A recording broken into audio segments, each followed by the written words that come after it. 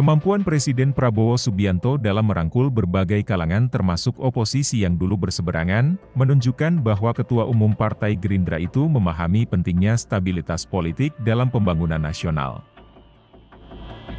Pasca dilantik pada Minggu 20 Oktober 2024, dalam rapat paripurna Majelis Permusyawaratan Rakyat, MPR, di Gedung Senayan Jakarta, Prabowo langsung komposisi Kabinet Merah Putih.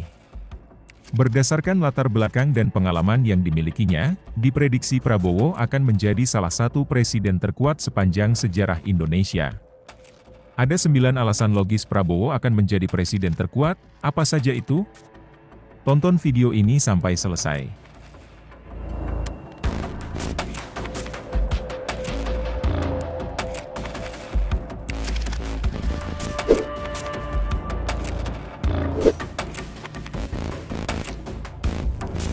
Latar belakang keluarga ini memberikan Prabowo wawasan mendalam tentang pemerintahan Soeharto, yang dikenal sebagai salah satu presiden paling berpengaruh dalam sejarah Indonesia. Pengalaman ini menjadi modal berharga bagi Prabowo untuk memimpin negara dengan gaya kepemimpinan yang kuat.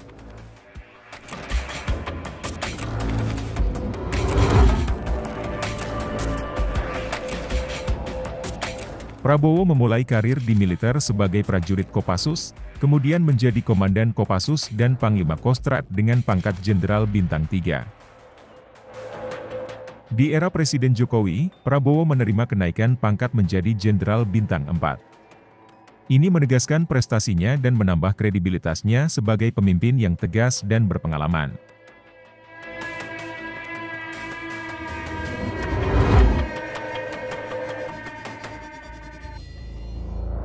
Setelah gagal dalam 3 kali Pilpres, Prabowo akhirnya memenangkan pemilu 2024. Pengalaman bertarung dalam 3 kali Pilpres membuatnya matang dalam memahami dinamika politik Indonesia, sehingga kini ia berada pada posisi yang sangat kuat.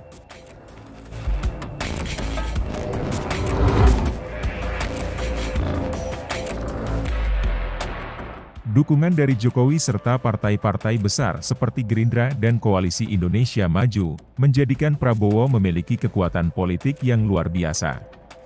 Ini memastikan dukungan luas di parlemen dan kalangan elit politik.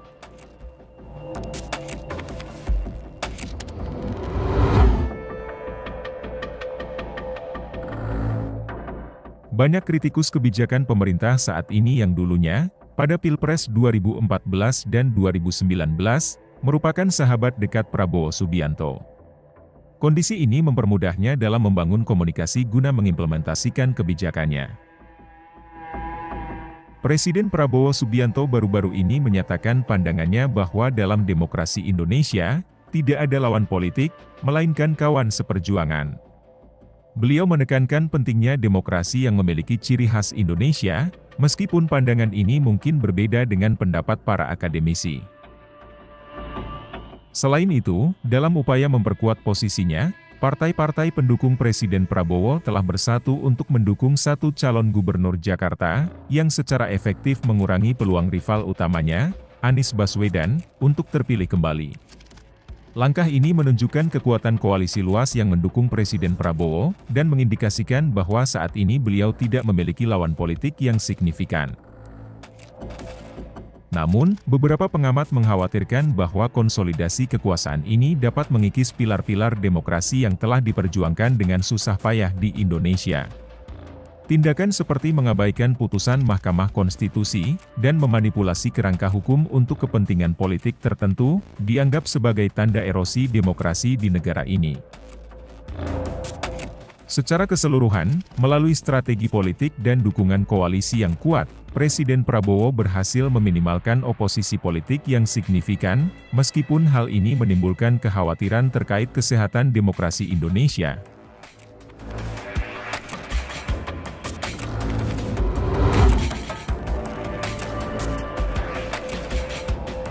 Hal ini memastikan dukungan publik yang stabil untuk kebijakan-kebijakannya, mengukuhkan posisi Prabowo sebagai pemimpin yang memiliki legitimasi dari berbagai lapisan masyarakat. Kepemimpinan Presiden Prabowo mendapatkan apresiasi tinggi dari masyarakat. Survei yang dilakukan oleh Unit Penelitian Harian Kompas menunjukkan bahwa hampir 81% masyarakat Indonesia menyetujui kinerja Presiden Prabowo setelah 100 hari masa jabatannya. Tingkat kepuasan yang tinggi ini dikaitkan dengan implementasi cepat janji-janji kampanyenya, seperti program makan bergizi gratis, dan pembatasan kenaikan pajak pertambahan nilai, PPN, hanya pada barang dan jasa mewah.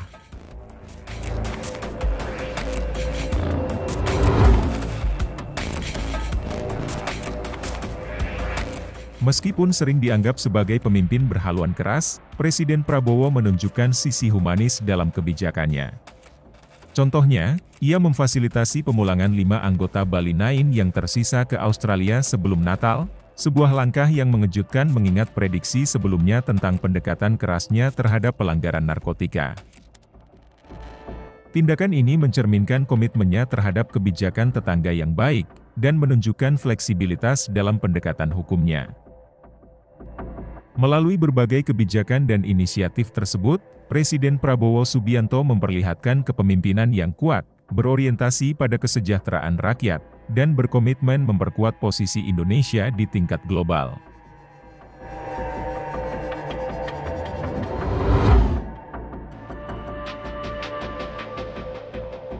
Prabowo dikenal memiliki hubungan baik dengan banyak pemimpin dunia, yang memungkinkannya menjalin kerja sama internasional yang menguntungkan bagi Indonesia. Ini terbukti dengan kehadiran banyak perwakilan negara sahabat dalam pelantikannya. Saat itu Prabowo menyebutkan nama-nama para perwakilan negara dengan mudah dan lancar. Semua hal ini menunjukkan pengaruh dan kematangan pergaulan internasional dari seorang Prabowo Subianto. Di kancah internasional, Presiden Prabowo juga mengedepankan kebijakan luar negeri, 1000 kawan dan 0 musuh, dengan pendekatan yang lebih proaktif dibandingkan pendahulunya. Ia menekankan pentingnya pragmatisme politik dan ekonomi serta stabilitas regional.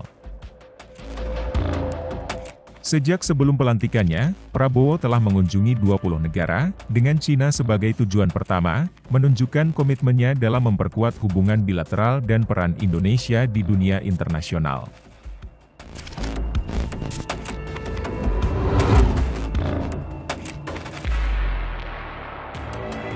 Prabowo Subianto telah lama dikenal memiliki visi yang kuat dalam memperkuat pertahanan dan keamanan nasional Indonesia. Sejak menjabat sebagai Menteri Pertahanan pada periode 2019 hingga 2024, ia menginisiasi berbagai langkah strategis untuk meningkatkan kapabilitas militer Indonesia. Salah satu inisiatif utamanya adalah penerapan doktrin perang rakyat semesta, yang menekankan pentingnya partisipasi seluruh komponen bangsa dalam pertahanan negara. Untuk mewujudkan hal ini, pada 7 Oktober 2021, Prabowo membentuk komponen cadangan dan menunjuk Deddy Corbuzier sebagai duta komponen cadangan guna meningkatkan rekrutmen. Selain itu, Prabowo berkomitmen untuk memodernisasi alutsista TNI. Ia mengusulkan rencana jangka panjang dengan anggaran pertahanan sebesar 0,8% dari PDB Indonesia, yang diharapkan dapat memungkinkan pembelian persenjataan canggih dan pengembangan industri pertahanan domestik. Meskipun rencana ini menuai perdebatan karena nilai anggarannya yang mencapai 1.700 triliun rupiah, Prabowo meyakini bahwa investasi ini penting untuk menjaga kedaulatan negara. Dalam upaya memperkuat hubungan internasional, Prabowo juga aktif menjalin kerja sama pertahanan dengan negara lain. Pada Agustus 2024, ia bersama Perdana Menteri Australia, Anthony Albanese, mengumumkan perjanjian kerjasama pertahanan baru untuk memperkuat hubungan keamanan antara Indonesia dan Australia.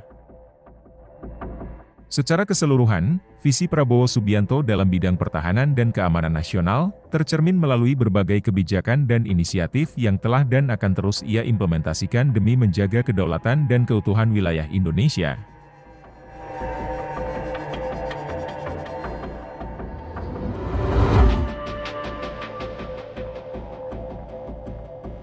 Prabowo Subianto, yang dilantik sebagai Presiden Republik Indonesia pada 20 Oktober 2024, dikenal sebagai pemimpin yang tegas dan berwibawa, namun tetap mendengarkan aspirasi rakyat.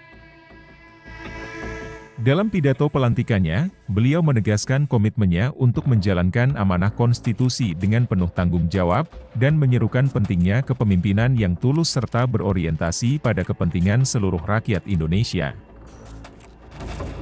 Presiden Prabowo juga menekankan pentingnya persatuan nasional dan gotong royong sebagai nilai dasar bangsa Indonesia.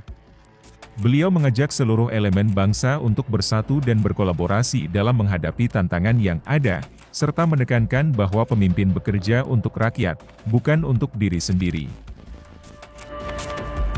Selain itu, dalam pidato perdananya, Presiden Prabowo menyoroti tantangan yang dihadapi bangsa Indonesia, seperti kemiskinan, kekurangan gizi, dan masalah pendidikan. Beliau mengajak semua pihak untuk berani melihat kenyataan dan bekerja sama mencari solusi atas permasalahan tersebut. Kepemimpinan Presiden Prabowo yang tegas tercermin dalam upayanya memberantas korupsi dan kolusi yang masih menjadi permasalahan bangsa. Beliau menekankan bahwa kebocoran anggaran dan penyelewengan harus diatasi dengan keberanian dan transparansi. Dalam menjalankan pemerintahannya, Presiden Prabowo berkomitmen untuk mendengarkan dan memperjuangkan aspirasi rakyat, serta memastikan bahwa kebijakan yang diambil berpihak pada kepentingan masyarakat luas.